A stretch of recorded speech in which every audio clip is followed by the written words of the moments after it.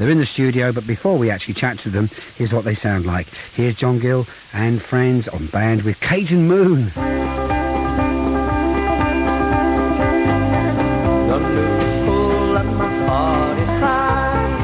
I love to dance on me, oh my. Gonna have more fun than free and cool. Tonight's the dance of the Cajun Moon. Pick up some wagons round the river road shack. Bonfire draws the crowds out back. Step through the door, then I see my Sherry. That's when I see her mama's eyes on me. Cajun Moon, nugget of gold, river of life on the bayou. You're just like rain to a loving blue, so shine on me, oh Cajun Moon. Guitar squeeze, box, fiddle and bow. Little band playing every song they know. Old woman sitting there yelling for more. My heart is done, but my feet are so sore. Cajun Moon, nugget of gold, river of life on the bayou. You're just like rain to a loving blue, so shine on me, oh Cajun Moon.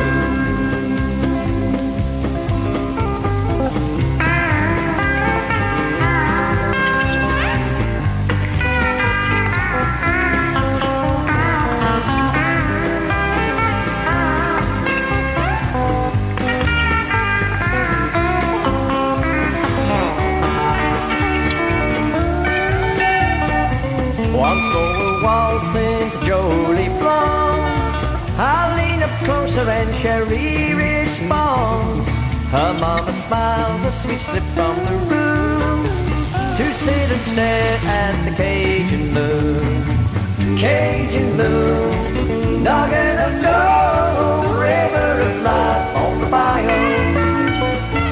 You're just like rain to a loving blue, so shine on me, oh Cajun Moon. Cajun Moon, nugget of gold, river of life on the bayou. You're just like rain to a loving blue, so shine on me, oh Cajun Moon.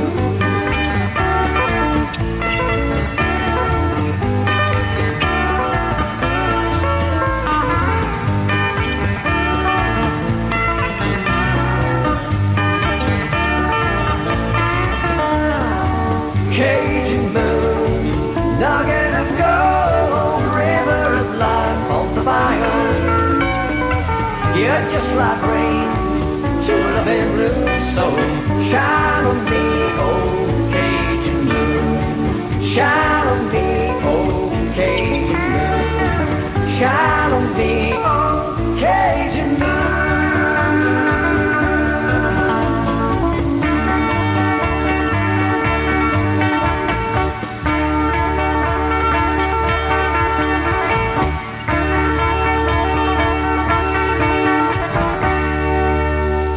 Eventually they finished. Did you have a job finding out how to end the thing?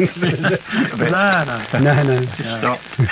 Just, yeah, run out of steam. That was it. Cajun Moon by studio guest John Gill Band. You don't mind me calling you the John Gill Band? Or is it? No, that's what we're going That's the name you go under? Yep. Let me introduce you, though. Ray Hitchcock. Hi, Mark. Ray, welcome to the programme. First time we've met, isn't it, really? That's true. And Graham Newton, but it isn't the first time we've met because you've been go back away. You're going back a fair way, don't you? And John, would you move in a bit, lads, so we can hear you? I don't want you to. Quite chummy, this is. Yeah, that's it. Well, you've got to be into it. Yeah, I mean, it's the broom cupboard that we're living in, really, isn't it? Yeah, please watch the loo at the side there. Don't get too close there. And of course, John Gill, of whom the band is named. Yes. Is that because you're the lead singer, or you've been around a while, John? I've been around a long time, Mick, and I'm the lead singer. And you're the lead singer. But I'm not the oldest. You're not the oldest? No. Oh, well, that's... This is going to get turned into one of those. I can see. Be divorce. I tell you, by the end. It gets worse. Divorce at the end of the day. Okay. You are. I mean, obviously, the John Gill Band has been around a long time. I mean, all joking aside, I can remember way back in the mid-70s, Early 80s. Yeah. mid-80s. Yeah, mid-80s. Oh, sorry, am I going back too far? Yeah, Sorry, yeah. John. I was Sorry, a little John. then, Mick. Yeah. I was only about 10 then. It was mid-70s when John and I got together to do songwriting. Right. But that led on to the John Gill Band in another 10 years further down the line. Yeah. So yourself, that's Graham and John. The songwriting. What did you write, and did anything come of it? And what actually happened from there? Well, I think we've wallpapered most of the rooms in our house with the rejection slips. Yeah. Yeah. Really? Yeah. It just didn't work then. Well, no, it didn't. To be fair, we went for various tests at the BBC down in London, which led to nothing. Most of the songs we ended up doing with the John Gill Band.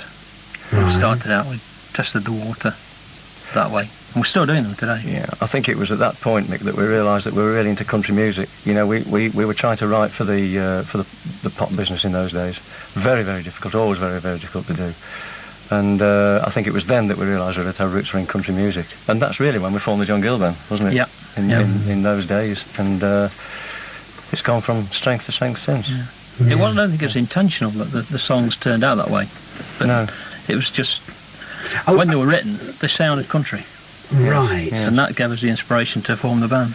Oh, so I've got it slightly unclear. I didn't realise that you'd actually formed a songwriting partnership for just general We had, writing. yes, that's right, Yeah. yes. So the songs that jingles and all that, yeah, anything and everything. Yeah. Yeah.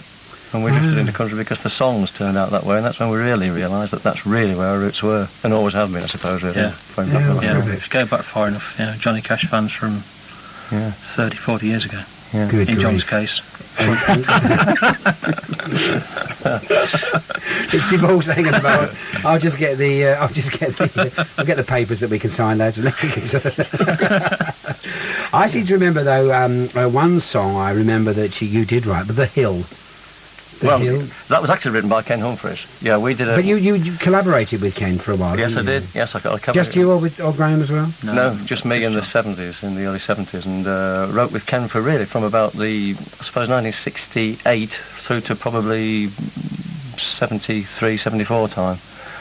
And we had a contract with Pye in those days, and a fair amount of success, really. in the Pye early days. Records? Yeah. As songwriters. Well, as a singer, I went as As John Gill? Well, I went as Jonathan Gill in those days. That was me. That was the way Pye marketed me, as Jonathan Gill. But that isn't my real name, you see. So I go with my real name, which is John Gill. Right. What's that? I mean, come on. This is coming out of the closet now. I didn't realise this. Yeah. So what were these songs that you were doing, and what was the style you were going out as? Was it country? No, it wasn't. No, it wasn't. It was more Nilsson stuff in those days. And I think Pye tried to market me as a Nilsson singer, which I wasn't too happy with at the time because I didn't think that was my style. Pye tried to market me like that, but we had a fair amount of success. We got quite a lot of plays on Radio 2 and Radio 1 in those days. But, you need a lot of plays to be a success, don't you, really? Right. Just give me one of the names of one of the records you did then. But I think that, the A-side of one of them was I did something called I Gotta Please You. Yeah. Right. But it isn't good enough. It's not a country type enough music to put in the To put in the John That's Gill right, Band yeah. as Yeah. The B-side was It was about Probably Nottingham, more yeah. so. The B-side was another called Isendula Road on that particular one. That was, of course, about a street in Nottingham. So it had quite a... What was it called again? Isendula Road. Isendula Yeah. Isendula Road. In fact, we were talking only the other week about probably resurrecting that Yes, to put in the... yeah. That has in more John Gill. country. Yeah, Yeah. Ray, you've been very, very quiet there. Never gets a word in I edgeways, never mate. get a chance to No, say anything. These two, I That's can right. well believe it actually. Yeah. You joined them when?